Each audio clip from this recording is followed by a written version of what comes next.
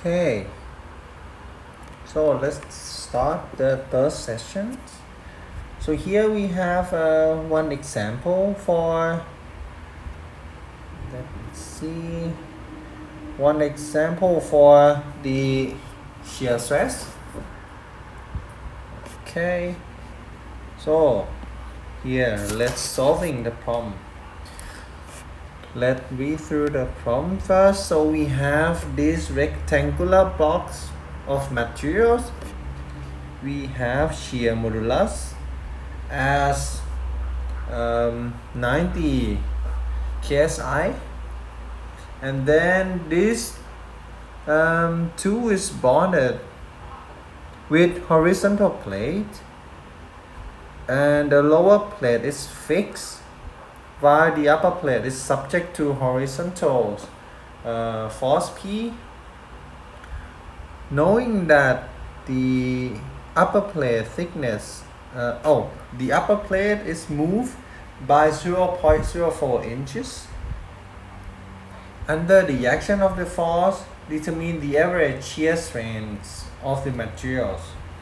Alright. So, example 2.10. So we have this block of materials. We have the lower plate fixed, right? And then we have upper plate subject to the force P. And then after that, this force is make this materials move by 0.04 inches, and we know the height is 2.0 inches. Okay, they would like to find the average shear, so they would like to find the shear, okay, is equal to what is, and then they would like to find force P. Okay, so first, if we would like to find the shear stress, you know we have this formula, right? So we have this shear modulus, and then we have this as the shear strength.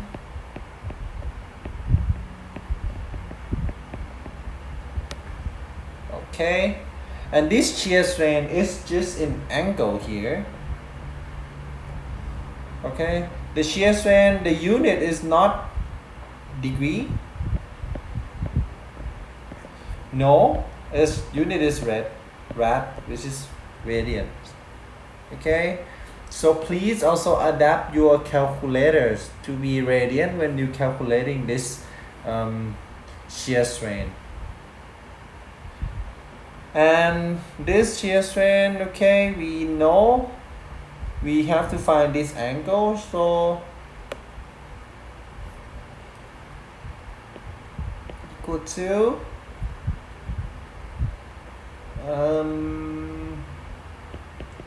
tan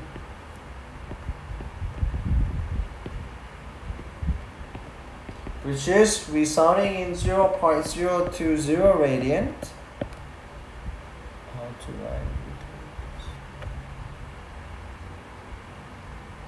And then with this you can find the shear stress by 90 kilo KSI here multiplied by 0.02 rad, and then resulting in 1800 PSI. Okay, so and then next you have to find the, you know already, the shear stress is this 1800 PSI, and then we have to find the force P. the force P is using this formula. So the force is equal to the shear stress multiplying by the area, and the area is the area of the 2.15 as a 2.5 at the width multiplied by 8 as a longitude here. So it is this area, okay. So, and multiply by the stress, shear stress. In the end, you will get the force of 36 kips.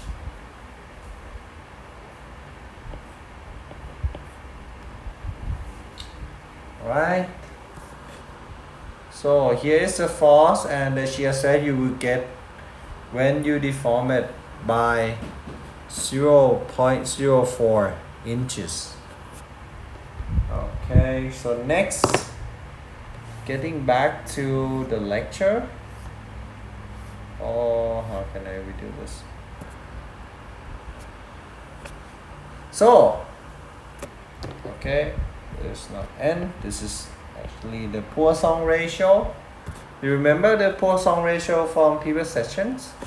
So the Poisson ratio is the deformation of the bodies in the other axis. For example, if you deform the object in this x-axis, then this deformation on the x-axis also have the negative deformation in y and z-axis also, and ratio to that is called Poisson ratio. And then in this case, I also would like to present about the Poisson ratio regarding the shear here. So actually this also define how much, if you have this kind of brick and then deform it by force P, and how much it related to the deformations by this Poisson ratio. So you can find it by this formula. Okay. And then next, in this example, also shown how the Poisson ratio works. So we have this kind of plate here, and then there is a force in x, y, z axis.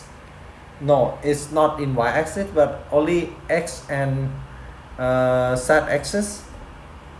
So we have a circle diameter of 9 inch inscribed. On the unstressed, the aluminum plate thickness is 3/4 inch, and then force acting on the plane, and later the plane is subjected to the stress of 12 KSI, and also in z-axis is 20 KSI. And for Young modulus of 10 to the power of 6 psi, and the Poisson ratio is 1/3 or 0.33, and determine the change in the length of diameters AB, the length of diameter CD, and the thickness of the plate, and also the volume of the plate. So first, you can use this kind of formula, this Hooke's law here, together with, you can see that is the deformation strain in x-axis, and this is what we have for the stress on this x-axis. And then you can see that this stress also have negative impact to the other axis. Okay, and here you know that there is no stress in this y-axis, so you can say it's 0.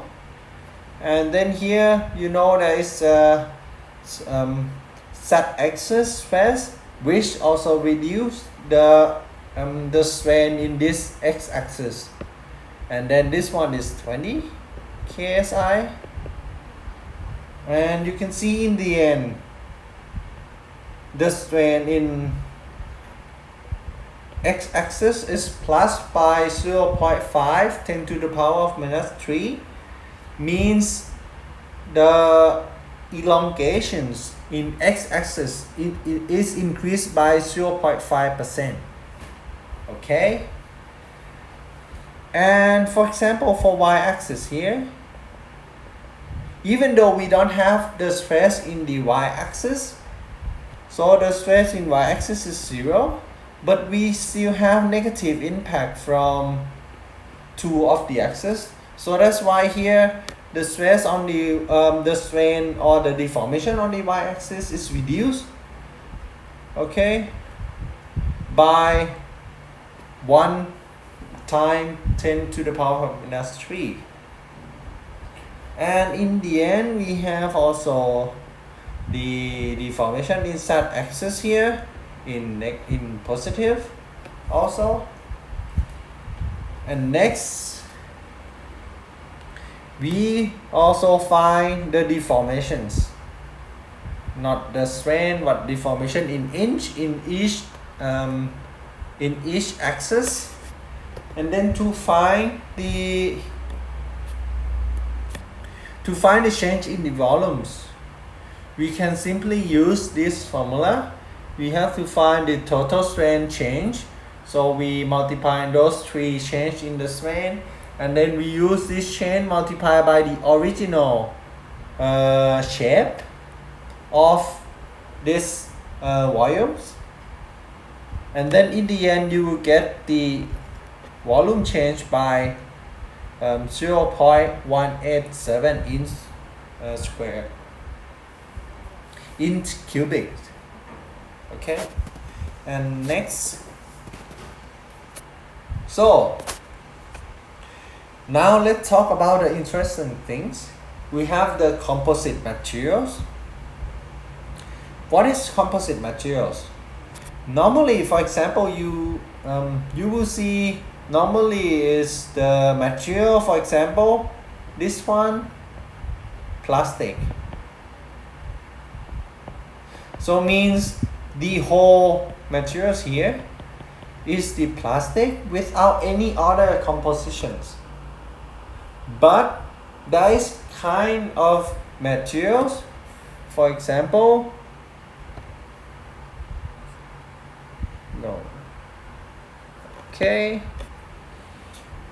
fiber reinforcement. For example, we have kind of fiber reinforced inside the plastic. Why do we have to do that? Because when we reinforce the plastic, if you have only the plastic, the strength is very low.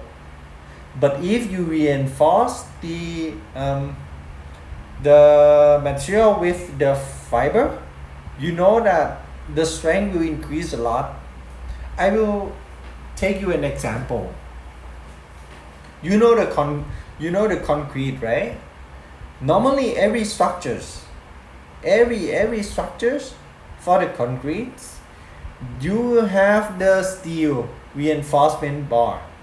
For example, for the bridge, if this is the bridge and then here is the concrete, you will see that you have change the color. You will have reinforced steel bar inside the concrete. Why? To strengthening this concrete to have higher strength. Okay, also the same. Why? But the question is, why don't we use the steel, full steel here like this? There is many disadvantages of this. First, cost. Okay, it's really expensive to build the whole bridge by the steel. Second, corrosions. If you build the whole things by the steel, you will get corrosions, you will get rust, and then the material, this steel will export to the air and also the rain, and there is also oxidization. And then your steel, of course, you have very high strength, but when the time pass by, this steel will get rust and this will break down. But you can see on the other side, when we have a concrete with the steel as a reinforced, the concrete itself also acting like a shield to this stainless, to the steel bar. Okay, so the steel bar will not expose to the ambient air or waters, so it stay inside the concrete. Okay, and it's also cheaper when you have the only steel for the bar. Okay, all right, then this one, the composite materials. So it's really interesting. So in the plastic, you know, when the high grade plastic, they will put the glass, the fiberglass, it's really small glass fiber there, and put it in the materials to strengthening it. Okay, also, yeah, maybe also the carbon fiber also possible. Okay, but then that means when you arrange the material like this one, okay, you know that this strain in this one in the red positions. Oh no. And the blue, which one is stiffer? The blue one have higher Young modulus values. The reason is when you have the green fiber arranged like that, and then you would like to pull in the blue arrows, it will be really stiff. It's really hard to extending that, and it will have really high strength. But on the other hand, when you pull it in the red arrow here, when you put it as a red arrow like this, okay, in these directions, your stiffness is really low. Your fiberglass is not pay importance factor anymore. So that's why the law is still the same. The law is still the same, but each Young modulus is different. For example, in this case, if I say this one is X, this one is Z, this one is Y, so I would say the EX is pretty much more than EY and EZ because of the fiber orientations. Okay, it goes also for this Poisson ratio. So the Poisson ratio is also not the same anymore. I will erase this.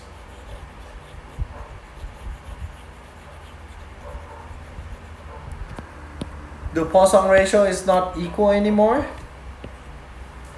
and this is what we call anisotropic materials.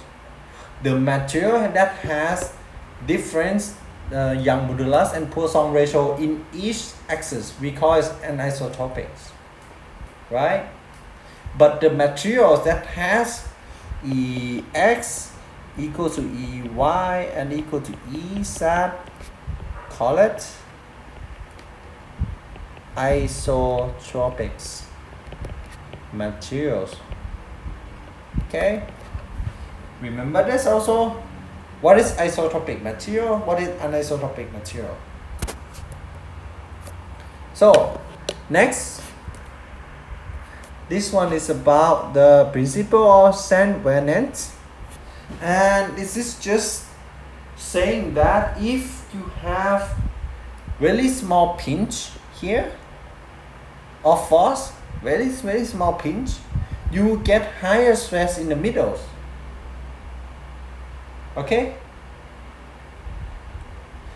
and if you have like this better distributed area, you will get less stress there, and then you will get stress close to the average stress.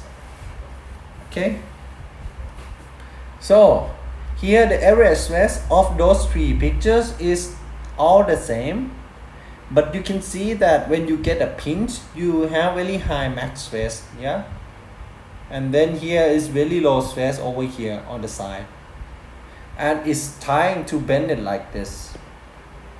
But if you have really quite good distributed force, and then you will still get the force higher in the middle and lower on the side, but the ratio, the difference from that side, the maximum and the minimum, is quite less.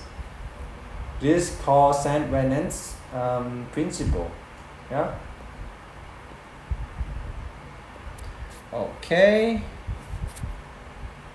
So next is the stress concentrations. This one, please also focus on that because this will be also in the exam. So stress concentrations, what is this about?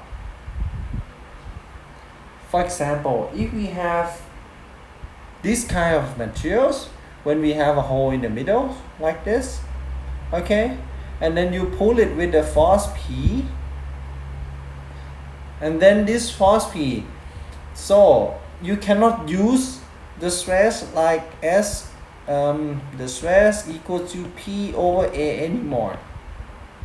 Okay, because you know that the if you calculate by this, you calculate the average stress, and this line, yeah, you get the average stress, but in reality, the area where it's close to the hole, you get the maximum stress, and this maximum stress ratio is, we call it K. It is a ratio between the maximum stress and average stress, and this one we can find it by this graph. Okay, how to find it? For example, how to read this graph? So the ratio between R, radius of the hole, and D, the thickness of the bar, yes, the thickness of the bar here, and then if you know that ratio, you can just, for example, if the ratio is 0.5, you get it to this point, and then you projecting back to the left side, you get around about 2.18 as a K. It means that if you have average stress of 100, max equal to K multiplied by average, means if you have the stress of 100 as the average stress, megapascal, the max stress will equal to 218 megapascal. Okay, so this about the stress concentration at the hole, and here is stress concentration at the fillet. So this one I can explain it through directly through the problems. Okay, so it's quite similar to what we read before from the hole, but it's a little bit more complicated, but it's the same principle. So you will get higher stress at the side like this, and you can calculate it by the ratio K multiplied by the average stress, right? Then next is the real issue. Then I will have this.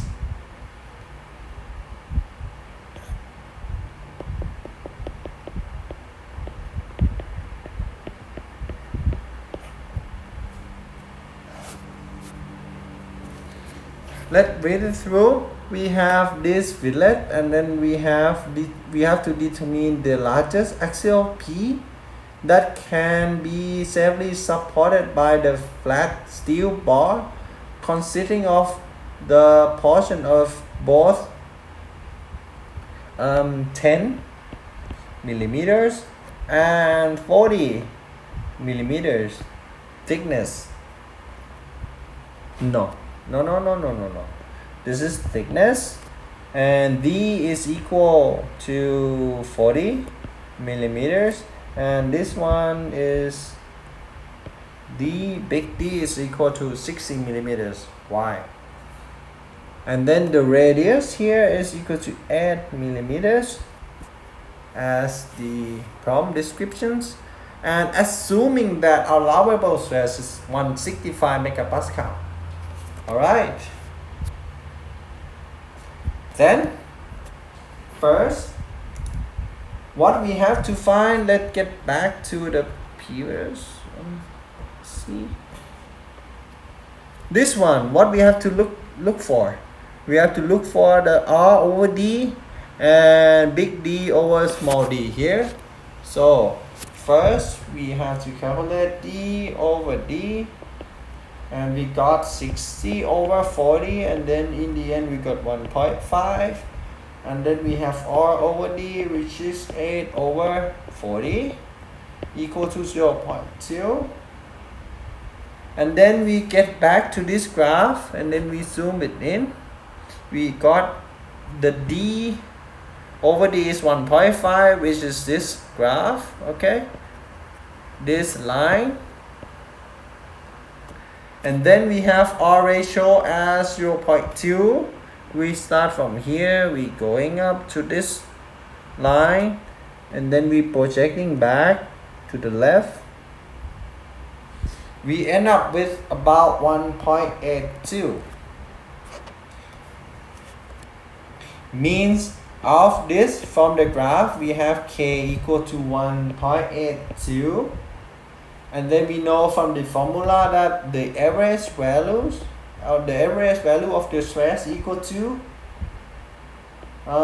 stress max over K. And then we know that the maximum allowable stress is 165. So we put 165 megapascal here.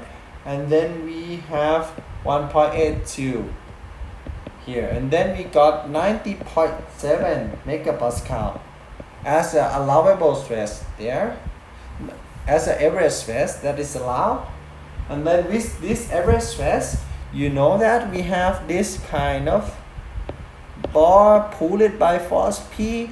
We know the thickness is 10, and then we know this one is 40. Okay, then to find the force P is equal to 40 times millimeters times 10 millimeters times 90.7 megapascal, and then in the end we got the force of 36.3 kilonewtons. Okay, so you need this 36 kilonewton to break those bars, right? So next, talking about the material properties, there is also elastoplastics, means this just good to know. So normally when we have, for example, we have the material like this, we pull it with force P, and then you know when you increase the force, you increase the stress like this until it reaches this yield stress. It will start to have the plastic deformation. So there is a permanent deformation over there. So it will not shrink back. And then when you increase the stress, and then when you release it, you going back a little bit, but you can see that you still get the strain. You still have the deformation there. Okay? But then you can also shrink it back. For example, you put the force in the compressions. Okay, so you have also the negative like this, and then you can also extend this again back like this as a loop. So this is what we call elastoplastic material behaviors. Okay, So let's read it through. So we have previous analysis based on assumption of linear strain stress curve. Assumption is good for the brittle materials, but actually this one elastoplastic material is for ductile materials. So if we have a yield stress of the ductile material, then it will have plastic deformation occurred. And then analysis of plastic deformation is simplified by assumption of ideal elastoplastic materials. Okay, so this one they just assume that when it go back, it will go back by 2 times yield stress, yeah, until it reach the flat line like this. Okay, all right. So plastic deformations. So when we have the plastic deformations, when you pull it like this, and then if this is the line where we got plastic deformations,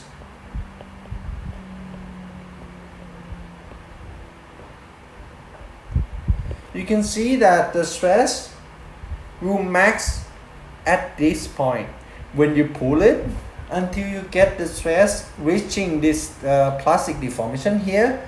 Your stress will stop there. Your stress will not increase anymore. Why?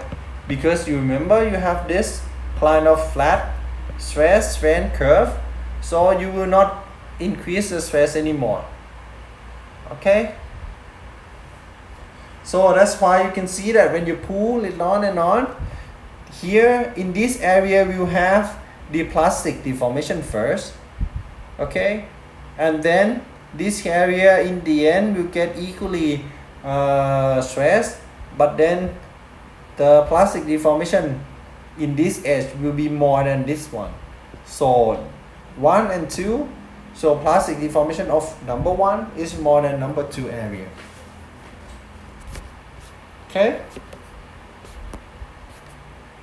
so next, residual stress. This is just for informations. When, for example, you have the plastic deformations, okay, so when there is a single structures and then you have the stress more than the yield stress, and then you unload it, then you will get the permanent deformations, but the all stress disappear. This is not the general results. Okay, so when you have the plastic deformations, normally when you release the materials, it try to shrink back, but then it cannot anymore. You have the residual stress remaining in the materials. So this residual stress will remaining in the material after the loading and unloading. If a part of the structure undergoes the plastic materials deformations, it means when we have plastic deformations, we will have residual stress in the materials. Residual stress means when we release the materials, not put any force anymore on the material, we still have the stress in there due to the plastic deformations. Okay, also due to the different part of the structure undergo different materials, plastic deformations. So here is the 2 cases that we can get the residual stress. Residual stress is a stress when we don't have any load anymore to the part. Okay, so that's it for the lecture. So see you again for the last lecture for the introduction of mechatronics.